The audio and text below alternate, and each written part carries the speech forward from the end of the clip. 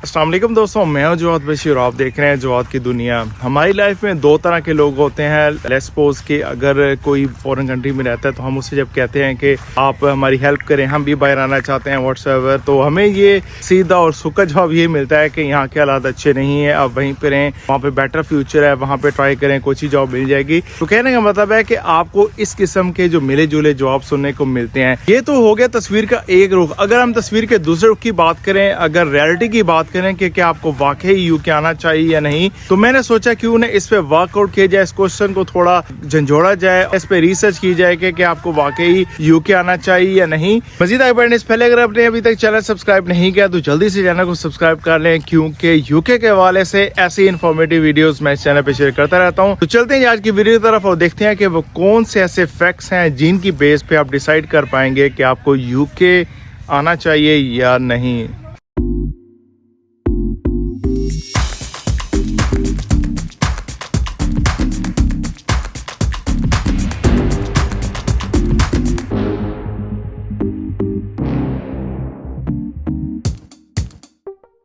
चलिए जी, सबसे पहला और इम्पोर्टेंट फैक्ट ये है कि डेफिनेटली अगर आपकी फैमिली है, आपके बच्चे हैं, तो देन ये आपके लिए बहुत ही ज़्यादा इंपॉर्टेंट होने वाला है। क्योंकि अगर आप यूके में रहते हैं तो आपने डेफिनेटली अपने बच्चों की जो स्कूलिंग है वो भी करवानी होगी, अपने बच्चों को स्कूल भी भेजना होगा। और हमारे पाकिस्तान का जो स्कूलिंग कल्चर होता है और वहाँ का जो यूके का स्कूलिंग कल्चर है उसमें ज़मीन आसमान का फ़र्क होता है। फ़र्क ये होता है कि वहाँ पे बहुत ही शुरू से बच्चों को सेक्स एजुकेशन दी जाती है, जो कि वो समझते हैं कि बच्चों की ग्रोथ के लिए बहुत ही इम्पोर्टेंट है, ज़रूरी है, ताकि बाहर का जो एनवायरनमेंट है उनसे बच्चों को आगाही मिले और वो इस किस्म के जो मेन हालात होते हैं उनको अच्छी तरह से उनका मुकाबला कर सकें। और मेरा एक पर्सनल ओपिनियन ये भी है कि बच्चों को इस चीज़ की इन्फॉर्मेशन होनी भी चाहिए, क्योंकि लाइफ में किसी न किसी स्टेज पे ये तमाम चीज़ें उन्होंने फेस करनी होती हैं। अगर उनको शुरू से ही ये तमाम चीज़ें गाइड कर दी जाएंगी तो वो इस काबिल हो जाएंगे कि क्या चीज़ उनके लिए सही है या क्या गलत। अगर हम खुद नहीं बताएंगे तो डेफिनेटली वो बाहर अपनी जो सोशल गैदरिंग होती है या दोस्त अहबाब होते हैं वो उनसे ये चीजें जरूर सीखेंगे और ये चीजें उन पे बहुत ही ज्यादा बुरा असर भी डाल सकती हैं।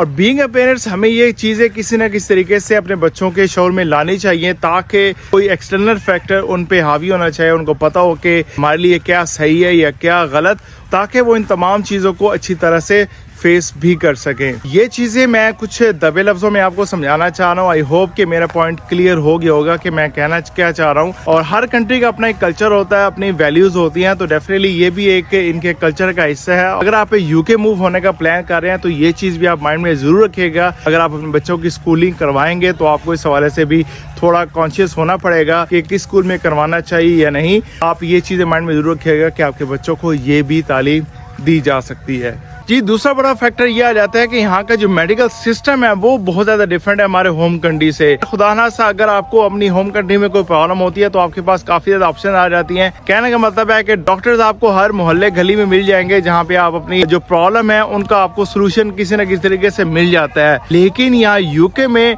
ये सिस्टम बहुत ही डिफरेंट है। आपको बहुत ज़्यादा एफर्ट करनी पड़ती है। अगर आपने अपना चेकअप करवाना है तो पहले तो आपको अपॉइंटमेंट्स ही नहीं मिलेंगी। अगर आपको अपॉइंटमेंट मिल भी जाती है तो वो बहुत ही दिनों के बाद की मिलेगी। और खुदा ना खास्ता आपको इमरजेंसी है तो आपको काफी दिनों तक वेट करना पड़ सकता है। तो तमाम मसलों के लिए एक ही मेडिसिन दी जाएगी, वो है जी पैरासीटामोल। आपको ये कहा जाएगा कि आप पैरासीटामोल खाएं और आपका जो मसला है वो हल हो जाएगा। कहने का मतलब है कि जैसे हमारी होम कंट्री में आपको 8-10 गोलियां दी जाती हैं, वहाँ पे ऐसा कुछ नहीं है। तमाम मसलों का हल सिर्फ और सिर्फ पैरासीटामोल में वहाँ पे रखा गया है और आपको वही मेडिसिन लेनी होगी। अगर आपका मसला फिर भी हल नहीं होता तो काफ़ी ज़्यादा आपका जो इशू है वो ट्रैक होता चला जाता है, आपको काफ़ी ज़्यादा सफ़र करना पड़ता है। तो ये आप कह सकते हैं कि यहाँ का जो मेडिकल सिस्टम है वो बहुत ही टाइट है। मेरे ख्याल में लोगों को बहुत ही एहतियात से ट्रीट किया जाता है, जिसकी वजह से आपको बहुत ज़्यादा मेडिसिन पहले ही नहीं दी जाती। आपको पहले ट्रायल बेस पे उसको टेस्ट किया जाता है और खुदा ना खास्ता अगर आपका कोई इशू होता है तो देन आपको मेन वो डिफरेंट लेवल से ट्रीट करेंगे। तो ये एक दूसरा बड़ा फैक्टर है जी। अगर आप यूके आना चाहते हैं तो ये चीजें माइंड में रखिएगा। तो पता होना चाहिए कि यहाँ का जो मेडिकल सिस्टम है वो कैसे वर्क करता है, ताकि आप यहाँ पे आए और आप सरप्राइज हो जाएं यहाँ पे कैसी फैसिलिटीज हैं, यहाँ पे अपॉइंटमेंट मिलती है या टाइम लगता है। तो ये चीजें आपके माइंड में जरूर होनी चाहिए। दैन तीसरा बड़ा फैक्टर आ जाता है जी एंजाइटी डिप्रेशन का। उसकी रीजन क्या है कि यहाँ की जो लाइफ है वो एक मशीनरी लाइफ है। अगर आप अपनी फैमिली के साथ रहते हैं तो वो बहुत ज्यादा वर्स कंडीशन हो जाती है। जॉब टाइमिंग ऐसी होती है कि आपने 9 to 5 जॉब करनी है या उसके बाद कोई और आपकी मसरूफियत होगी जिस वजह से आप अपनी फैमिली को टाइम नहीं दे पाते। जैसे कि हमारी होम कंट्री में पाकिस्तान में होता है कि यहाँ की जो सोशल लाइफ है बहुत ज्यादा है। अपनी फैमिली, कोई रिलेटिव्स आ रहे हैं, कोई दोस्तों के साथ मिलने जा रहे हैं, कोई आ रहा है, कोई जा रहा है, एक गहमा गहमी होती है आपकी लाइफ में और आप अपनी लाइफ को बहुत अच्छे तरीके से एंजॉय कर रहे होते हैं। लेकिन यहाँ यूके में ऐसा कुछ नहीं होता। लिमिटेड फैमिली होती है, उसके साथ साथ जॉब स्केड्यूल होता है वो इतना टाइट होता है कि आप अपनी फैमिली को प्रॉपर टाइम नहीं दे पाते, जिस वजह से ये एंजाइटी और डिप्रेशन के इशू आ जाते हैं। बहुत से लोग तो इस वजह से भी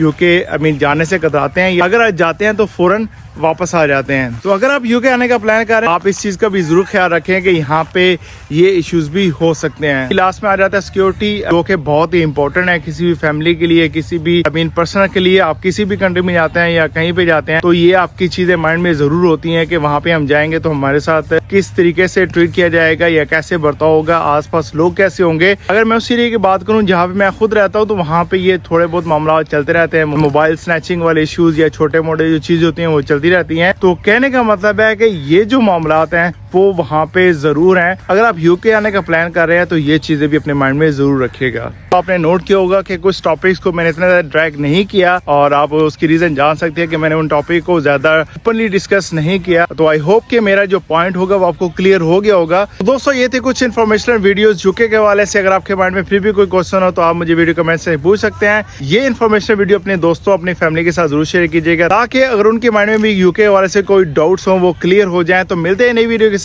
अपने आसपास लोगों का ख्याल रखिएगा, मुझे दुआ में याद रखिएगा। टेक केयर, अल्लाह हाफिज।